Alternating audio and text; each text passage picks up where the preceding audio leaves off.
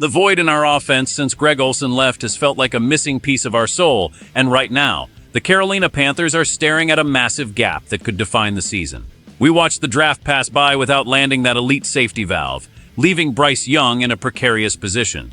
But there is a season-saving opportunity sitting right in front of Dan Morgan. We need to talk about a potential move that could finally give this team the middle-of-the-field threat we have desperately craved. David Njoku is the name that every Panthers fan needs to be watching right now because he represents the missing link in this rebuilding offense. As we look at the roster following the draft, it is clear that things did not go exactly as planned for Dan Morgan and head coach Dave Canales.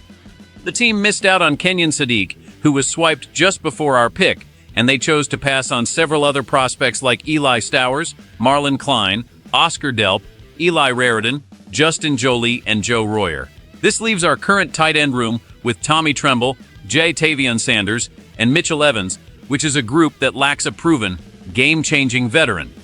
This is where the veteran free agent comes into play for Bryce Young. We know that Dave Canales has not historically featured tight ends heavily, but that might simply be because he has never had a weapon of this caliber at his disposal. During his time in Tampa Bay, the offense was productive, but it lacked a vertical threat from the seam. Bringing in a player who has consistently ranked alongside George Kittle, Mark Andrews, and Travis Kelce in yards and touchdowns over the last 5 seasons would change everything. The only other player with better numbers is Hunter Henry, showing just how elite this option truly is. Analyst Matt Okada pointed out that Dan Morgan has mostly added wideouts like Chris Brazzell II and Kobe Prentice, but the offense still feels incomplete without a big-bodied target. While the cap space might look tight, the front office has ways to shift money around to make this happen on a discounted deal. This move is about more than just a roster spot. It is about giving our young quarterback the best possible chance to succeed after a difficult rookie year. We cannot afford to let the passing game become one-dimensional by ignoring the middle of the field. If we do not threaten the linebackers and safeties, defenses will just sit on our outside routes and make life miserable for everyone involved. The urgency is real because other teams are always looking for veteran help, and we cannot let this ship sail like we did during the draft. The impact of adding a veteran playmaker of this caliber to our locker room cannot be overstated, especially when you consider the current state of our developmental players. By bringing in a physical specimen who can block as well as he catches, we would be providing a blueprint for someone like Jatavian Sanders to follow. This veteran has spent years perfecting the art of finding soft spots in zone coverage, which is exactly what a young quarterback needs when the pocket starts to collapse.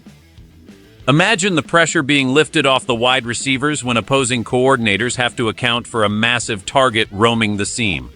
It forces the defense to make a choice between doubling the outside threats or leaving a linebacker on an island against a much faster athlete. We have seen this story before in Charlotte when number 88 was moving the chains on 3rd down, and the rhythm it gave the entire unit was beautiful to watch. He would provide a level of reliability that simply does not exist on the roster today, and that reliability translates directly into points on the scoreboard.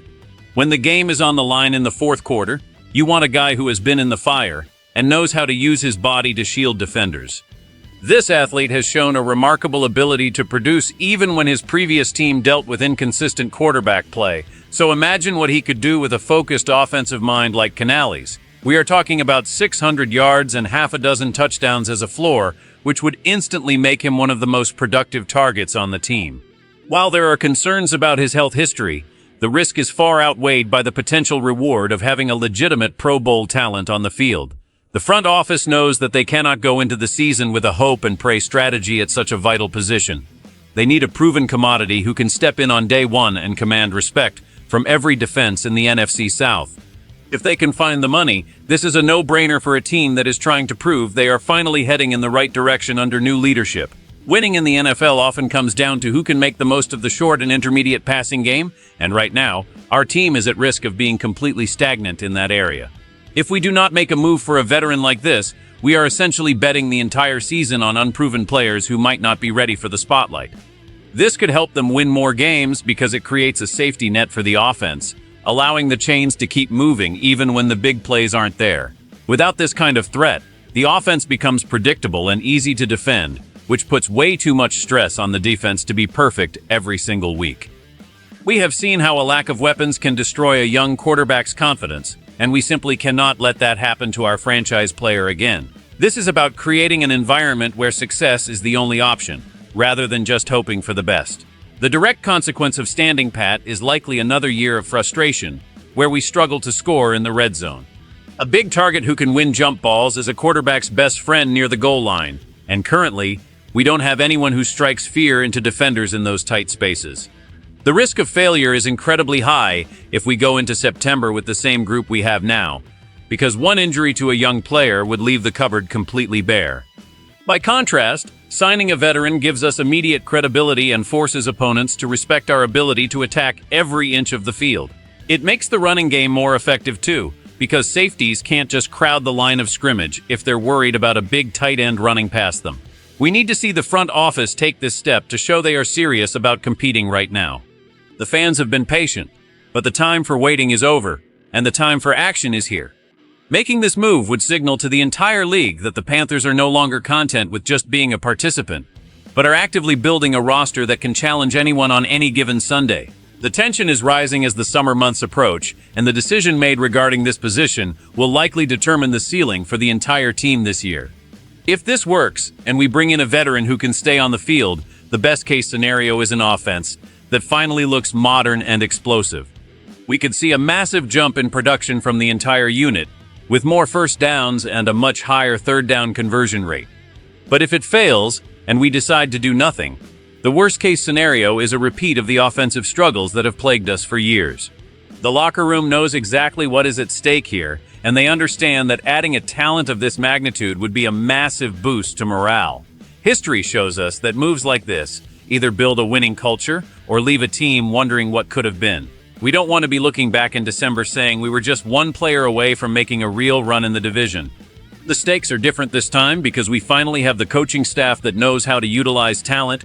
We just need to give them the actual tools to work with. There is a palpable sense of anxiety among the fan base because we have seen this script before, where the team ignores a glaring need and pays for it later. We are tired of seeing the middle of the field wide open for our opponents while we struggle to complete a 5-yard pass to a tight end. The contrast between a productive season and a total collapse is often just one or two key personnel decisions. If we sign him, we are buying insurance for our quarterback and providing a weapon that can win games on his own. If we don't, we are leaving the most important player in the franchise exposed to unnecessary pressure. The choice seems simple from the outside, but it requires a bold move from Dan Morgan to pull the trigger. We have the chance to fix a decade-long problem with one signature, and that is an opportunity you simply cannot afford to ignore when the window for success is starting to open up again. The situation in Charlotte is reaching a boiling point as we wait to see if the front office will finally address the glaring hole at tight end. We have the potential to land an elite talent who would instantly transform the way our offense operates and give our young quarterback the veteran leader he needs.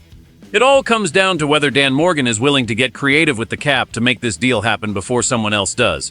Be honest with me, would you trust our current group of young tight ends to carry the load for an entire 16-game season? Or do you think bringing in a proven veteran is the only way to ensure we don't see another year of offensive frustration? This team is so close to turning the corner, but they need the right pieces in place to actually finish the job. If you want to stay updated on every single move the Panthers make during this critical offseason, you need to subscribe to the channel right now. Hit that notification bell so you never miss an inside look at our favorite team. Like this video if you think we should sign the veteran today.